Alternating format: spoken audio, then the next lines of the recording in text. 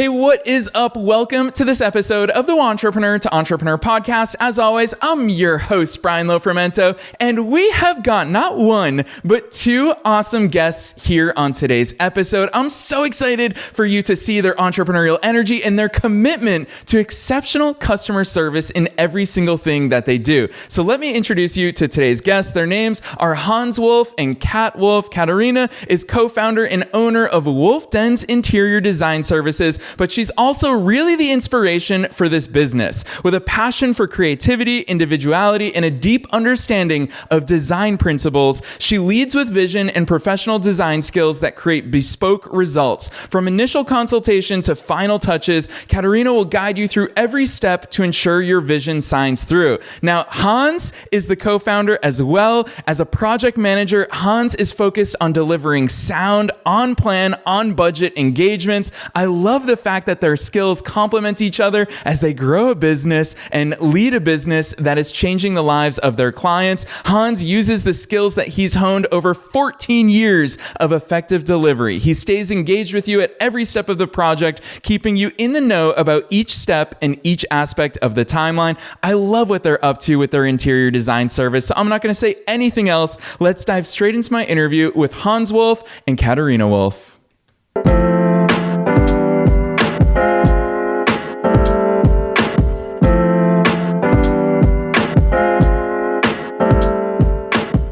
All right, Hans and Kateryna, I'm so excited that you're both here with us today. Welcome to the show.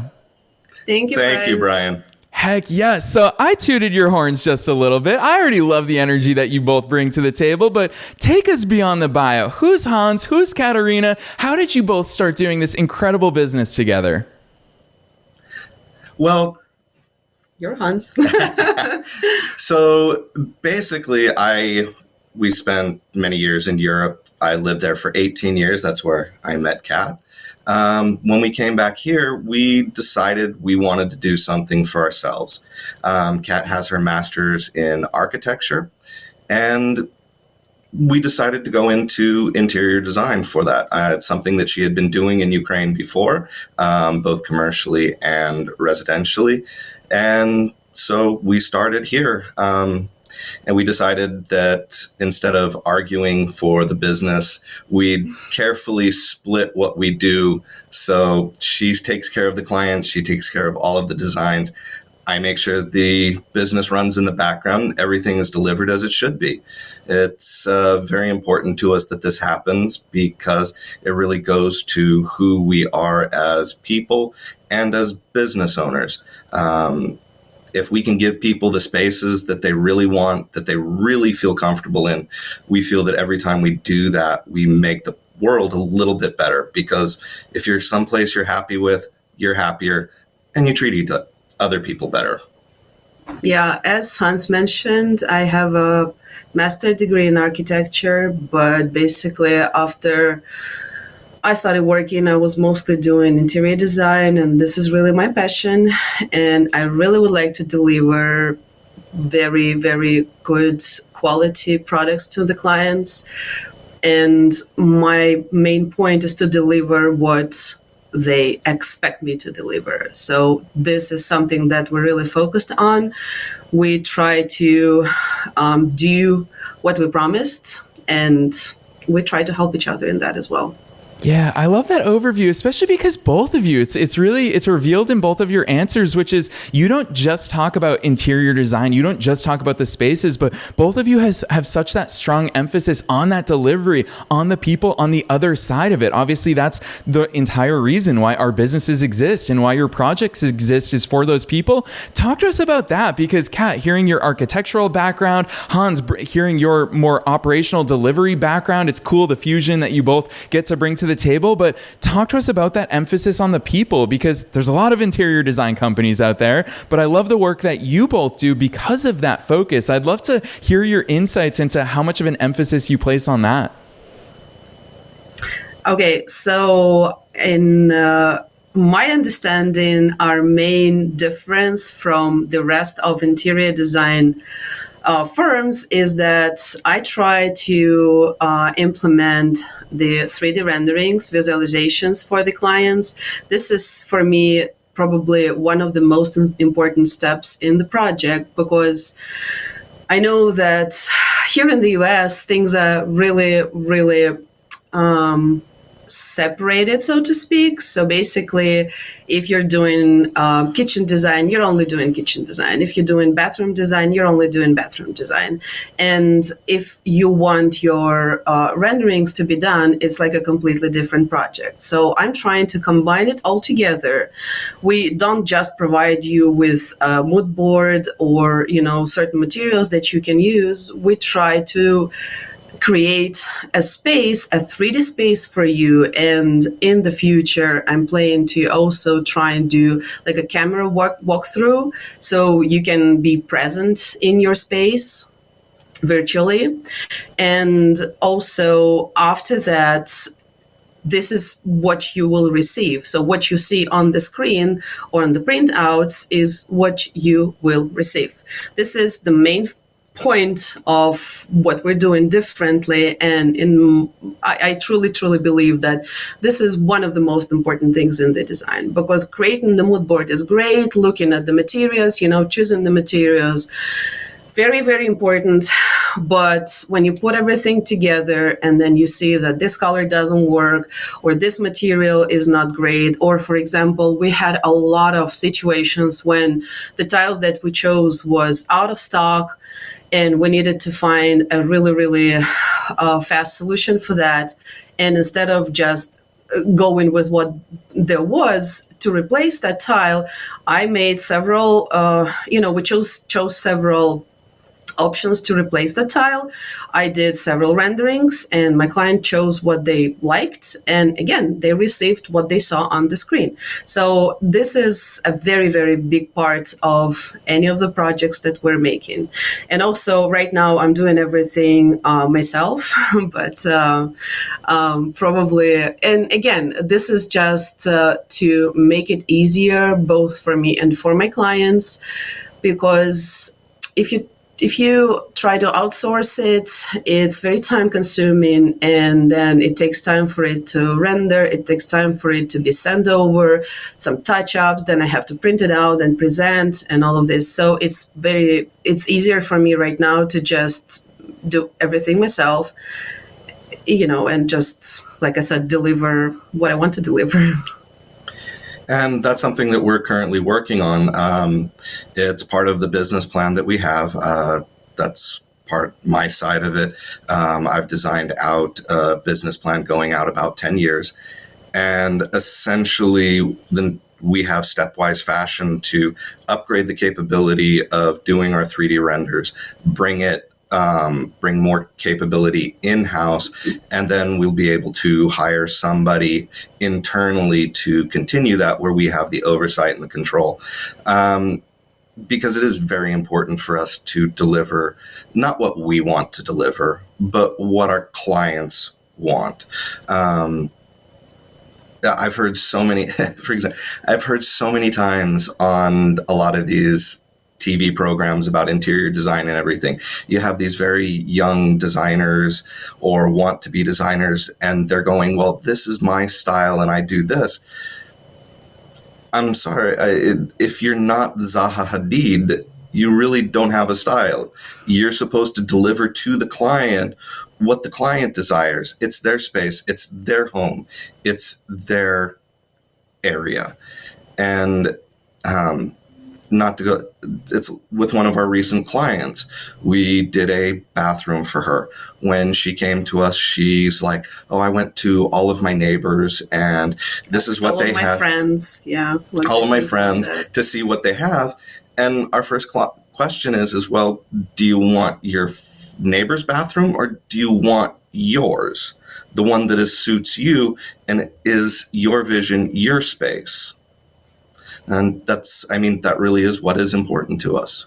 Yeah, I love the way that you both articulate that. It is that blend of that personalization, which I think is so powerful, because that really, again, it's going to be a recurring theme of our conversation today, is that people first focus. It is, I'm interested in delivering what you want as the customer, as the client. I think it's such an important part, Kateryna, from those 3D renderings, so that they can actually imagine that space, and then you together can bring it to that reality. So I absolutely love it. But what really stands out, as I did a deep dive into your business ahead of today's conversation, it just really stuck out to me how much you place an emphasis on the transformative power of spaces. We aren't just talking about interior design services as just, moving some things and putting some things on the wall. We're actually talking about, it says it right on your website, we'll deliver transformative spaces that promote your well-being and place you in the haven you desire. And I love it's one simple line towards the bottom of your website, which we'll drop your website link at the end of today's episode, but it quite simply says, let's create inspiration together.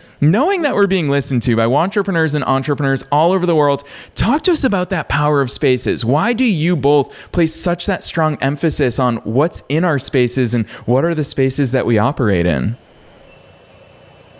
Well, I mean, your home is the place that you should be enjoying. This is where you spend most of your time, even though everybody is working, everybody is out of the house a lot. But to me, it's very, very important to come back home, to be able to enjoy it. And like you said, it's not just moving things. It's not just decorating the walls. It's creating the space that you feel like living in. You feel like you can relax there. You feel like this is your personal and unique space. And like Hans mentioned before, certain clients, especially here in the US, and again, I don't want to sound bad, but we are a little bit different because we lived many years in Europe, in Malta.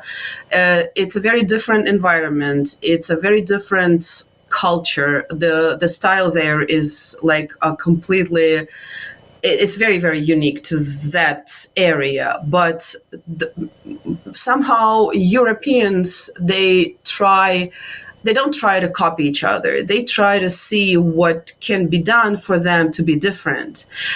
Somehow here in the US, at least we live in the South. The South is very traditional. And obviously it's changing, but it's taken a while for people to change. And sometimes they need a little bit of a kick for that. So we're trying to explain, we're trying to educate people a little bit, because if you never thought about that, it's very hard to understand the importance of the actual project, of the interior design project. And again, I studied for many years. I have more than 20 years experience in that. And if you need to fix your plumbing, you don't do it yourself. You call a professional that knows how to do that. And the same goes for interior design. You don't just do it yourself. I know that a lot of people, they have great taste. They can go and, choose their colors and choose their furniture on their own. But together with that, you have to really combine all of the things together. And that's another point why I really like, the 3D renderings, because usually I also do the actual product. So if we chose this sofa, I will put this sofa in your rendering, so you will see how it's going to work in your living room.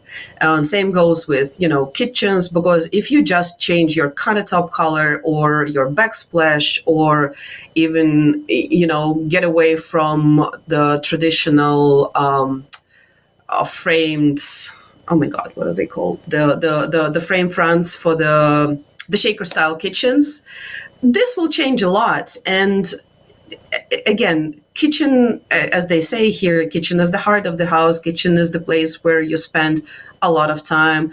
You need to enjoy that. You need to be able to use all of we're in the 21st century. There are so many things that you can really implement in your kitchen. There are organizers.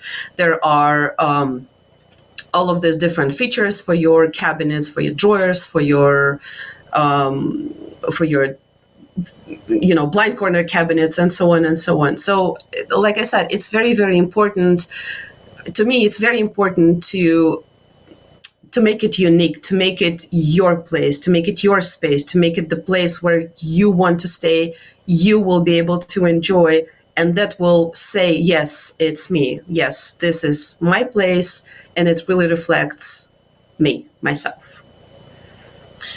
And a lot of what I did in Europe, I was in medical devices, is finding where there is a gap, finding where there is a weakness, and targeting towards that. And when we started discussing this and we looked into the market, that is something that I saw that was there.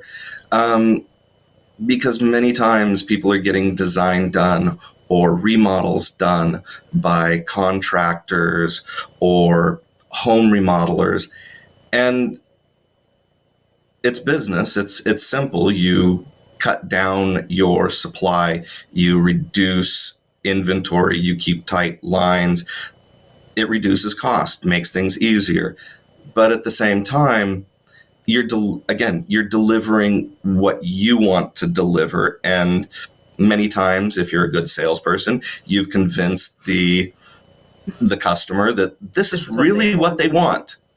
And then it's not until months later of living in that space that they've learned this isn't quite what I wanted. And then the process starts all over again. And we don't want that. We want people to come back to us 10, 15 years later and say, I've just loved my play. I've loved my space. That's what we dream of. Yeah, I'll tell you what, I think it's so fascinating. Obviously, you two are in the trenches doing the work day in and day out, and both of you have that emphasis. Kateryna, you talked about the necessity for education for your clients, and Hans, you've given us some real life examples. I think back to all the graphic designers that I talk to, or website designers, where they design a website according to what the client wants, and then the client sees somebody else's website, and all of a sudden they want to go back to the drawing board, which obviously is an inevitable part of when we're working around human preferences and human behavior and how influenceable they are. I would love to hear both of your perspectives because it touches so many different businesses, not just in the interior design space, but what has been that nurturing process with your clients? I would imagine that the two of you have gotten really good at it over the years of being in this space, but that's an inevitable part. So what do you do from a project management perspective, from a delivery perspective, from an actual, I would imagine the 3D rendering so they can actually see it before you start doing it. I imagine that helps, but talk to us about that nurturing process of those clients who are undergoing these transformative changes in their spaces. So from my side of it, it really is once CAT is done, once the client has decided they've pulled the trigger really on the design. If they've decided to continue to use our services, because yes, we can come into the space, create a design for you, and then give it to, you can have your contractor do it. We provide everything, 3D renderings, 2D CAD drawings, the tile layouts, wiring diagrams, everything there to give the client what they want. If the clients decide to go with us, then it's a matter of looking at the lists of what needs to be done, working with the contractor to make sure that everything is scheduled, trying to keep contractors to that schedule. Who anybody that works with contractors know this is a continuous struggle. And really, regardless of what's going on, we are there with the client every single week, at least one time a week, to let them know what's happening that week, to let them know what's going on. Really, Kat has described her side of it. She almost becomes more like family with them. It's getting to know them, understand their taste, understand their desires, understand who the person is, because all of that is part of what goes into creating that space that is just uniquely theirs. And it's even built into our name. Wolfdens originally it's a den. It's a place where wolves, I mean, if you've got a name like ours, why not use it? But it speaks to so much more now. I mean, in human terms, what is your den? It is that place where you retreat to, where you can be completely comfortable, you can be safe, you can be surrounded by you. For me, again, it's so the process is very, very important as well. Like Hans said, again, it's more becoming, I would not say a family, but like a very, very close friend to them, because you have to know each person in the family. They're all different. Sometimes they don't agree with each other. But you have to be a psychologist in a way. You have to find a way to satisfy all of them, not to, because sometimes people really fight about remodeling. It's one of probably the most difficult decisions in the life. And we say that if you didn't get divorced, like the Ukrainian thing is that if you didn't get divorced during your remodeling, you'll probably last forever. So it is very, very important to understand each other's needs, to see who is who in the family, what is the most important thing for them. I always ask for inspirational photos or, ideas, whatever, just to see what they are looking for, which is not necessarily will be mirrored in the project, but at least it's a good point to start. So from that, we go to the discussion of what they're looking for, their idea of the space, if they want, how unique they want it to be and stuff like that. And then from then, I do a little sketch draft. And then if everything is working, we continue to renderings, we continue to CAD drawings and so on. And like he said, again, we try to provide everything for the contractor. I print out every single drawing that they need. If they need more, if they need the elevation of this exact wall, I will make the elevation of this exact wall. If it's a different tile, I will make another tile layout and everything else. We're going to implement this just doing the project with us. So basically you are just buying the set of drawings and renderings, and then maybe you bought a house for your kids and you don't want to do it right now, but you're planning to remodel it in, 5 years. So you're buying a project, and then 5 years later, you can still do it, because you will have the set of drawings, you will have all your renderings, you will have the material checklist, and if we're here, if you need to change anything, we can do that. So that's another thing that we're looking forward to implement. Yeah, I'll tell you what, all this talk about family, I've got to ask the two of you, because I think it's such an exciting part of these conversations for me to talk to co-founders like yourselves who are partners in business and in life. And I want to get some behind the scenes, because I would imagine that was a very exciting time in your lives where you both agreed, let's have a business together. Let's go ahead and do this. Take us back to that origin story and then give us some of that behind the scenes, because listeners, knowing Hans and Kateryna, even the little that I already do, I can imagine it's not always smooth sailing. So Hans and Kateryna, give us some of those lessons and insights behind the scenes. It was not always easy. It's a difficult decision. I mean, I'm used to working full time. It's comforting to be collecting a paycheck from somewhere. It's scary to step away from that. So I continued working for about the first 7 months after we started. And then once the workload reached a point where I could no longer just support in the background in the afternoons, then I stepped away from my work. And yeah, it's scary putting everything in one place. But it's one of the things that I learned that I really live by. Growth starts where your comfort zone ends.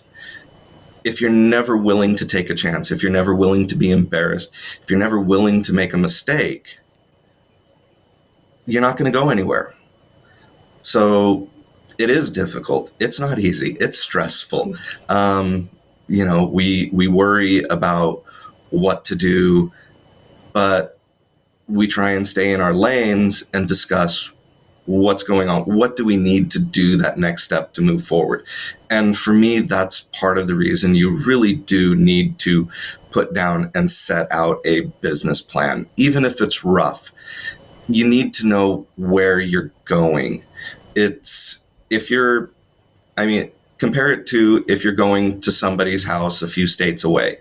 You can do it one of two ways. You can put their address into the GPS and follow, and you know where you're going. Wherever you take a turn, you know which direction you're going. Sometimes you go off course, but at least you can correct back to where you are. If you don't have that plan, it's similar to going every time you come to a turn or a chance to go in a different direction. Like, at this time I feel like going this way. Well, this time I feel like going this way. And eventually you'll get there, but you'll get somewhere. Yeah. Is it where you want to be? Probably not. I'll be a little bit more pragmatic here and say that it was not an easy decision. We both worked when we just moved here. And then we just reached the point, and I was working in a kitchen and bath showroom. I just reached the point where I felt like I can do so much more than what that place can provide to the clients. We just sat down, we talked about it, and we said, listen, let's try. If, like Hans said, if you don't try, you don't know what's going to happen. So unless you will start something, it's a very big responsibility, of course. It's very, very convenient to just go work 8 to 5, be done with it, have your lunch at whatever, and be home, not being responsible for anything. But when you start your own business, you have to get ready that it will be complicated, yes, but it also will be very, very rewarding. And the best part for me is when the project is completed and I see the result, I see that my clients are happy, I see that I did exactly what I promised to do.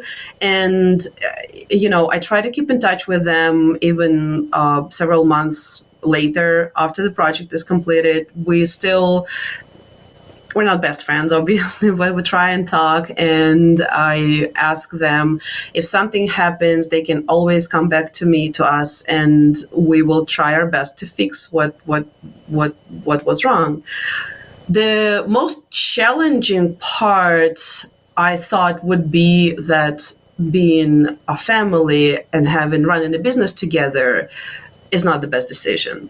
But somehow it's working because I'm not interacting with his stuff. He's not getting into my part of it. So I'm completely taking care of the design part. I'm creative. I do everything that's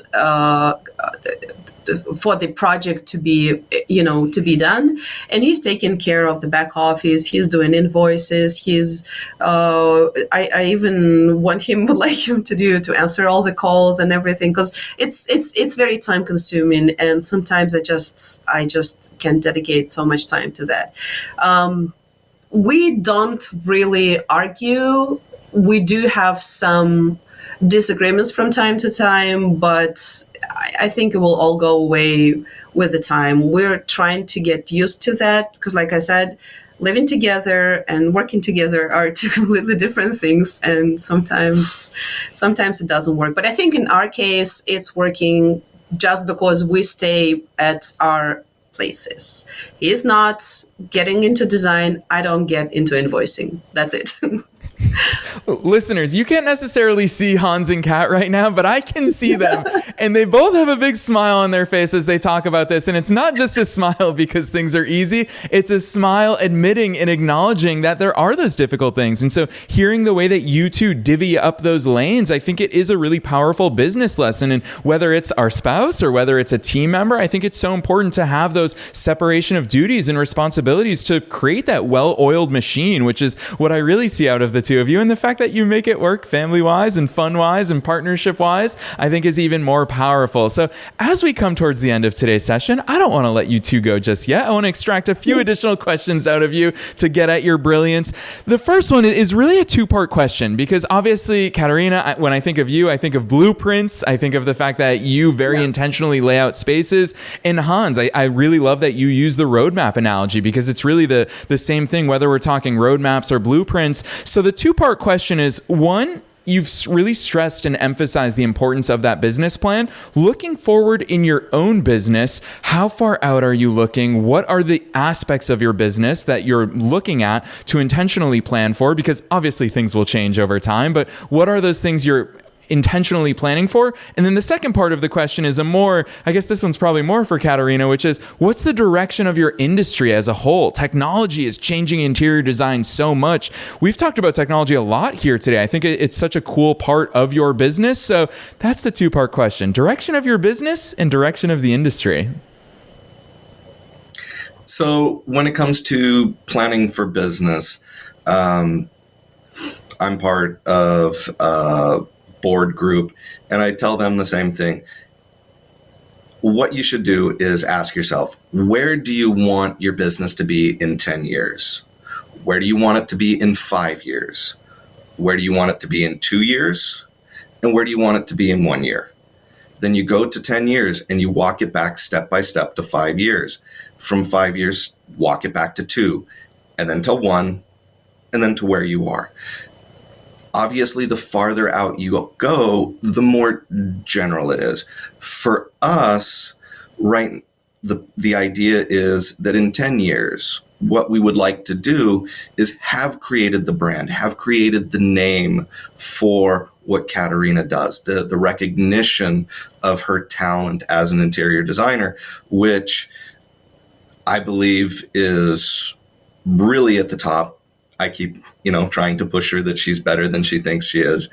But the ability to purchase land or resort houses and really go through them and do a complete turnkey design on them, fully furnished, everything that's there. Yes, we're speaking to a higher end clientele, but it's for them to have a turnkey property that they don't have to do anything to it. They know Kat's designs. They know that what's going to be there is amazing. And so when they go there, they open the door, they have everything that they need. That's where we want to go. In 5 years, we're going to be still building on that brand. It is a long term.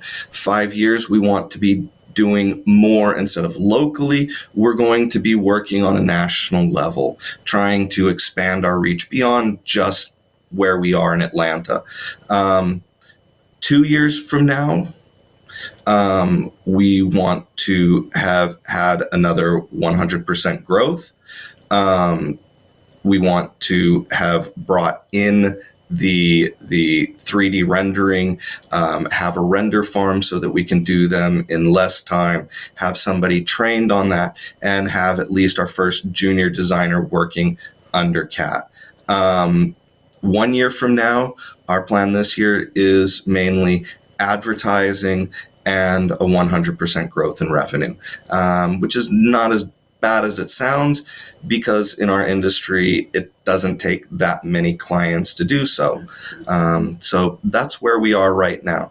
And then that's the general of that. And then obviously you need to take each of those steps and look at, what am I going to do to achieve this goal? And as long as you do that, you know where you're going. We know where we're going. Things may come up that change it. One of them is that we actually were contacted by a company to open some flagship showrooms for them as their distributor in the luxury goods industry because of what we do with Wolfdens. And that's something that we're working on right now as well. So as I learned in corporate, ambiguity, always be ready for it. It is what runs life. Technology-wise, There are probably two different sides of that. the first sites. The first one is implementing technology in the process of designing, such as there are these apps or tools that allow you to do the measurements of the space really fast, like in several minutes, versus what I'm doing manually right now is going from wall to wall and doing tape measure or digital tape measuring. So that's one thing. Then another one I mentioned before is I want to try and do this camera walkthrough the space that I'm designing. So you don't only see your renderings from several points in the room, you will be able to see the whole space and walk there. Then there are a lot of other like VR technology that allow you to actually be in the room and see what's going on, what can happen with that, how it will be like a life change to that.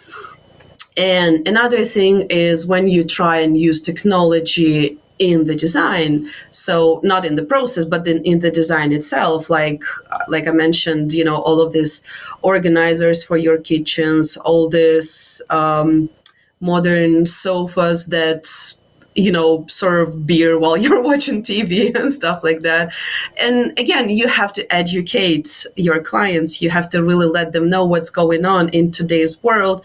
There are a lot of things that they're not aware of. There are things that you can really use, and they're not very expensive. They will not add too much to your project, but you will feel so much happier having them in your house, being able to use them, and it will last you several years because things are developing really fast nowadays. Starting from the temperature of the bulbs that you can change, or your background lights and stuff like that. And we just started getting into it, we as a humanity, and obviously it will develop, it will grow. And I would really like to really let people know that there are so many things right now that they can use, and you have to show it to them. You have to really let them know that they're there. You can use them. It's not crazy. You're not crazy for using them. It will make your life easier. It will help you, and you will be as happy as it is possible right now in your space. Again, this is our main idea. Make your space unique. Make it your place. Don't look at your neighbors. Don't look at the magazines. Don't try and copy somebody. Make it unique. Make it yours. If you want to use something that nobody else used before, go ahead and do that. It's not going to hurt you. It will just improve the quality of your life. But I have to say, technology from the client side can be a double-edged sword, because many times, they're finding things and looking for things and they want it in their space. And we have to go, look, that's a wonderful idea, but just, it won't work.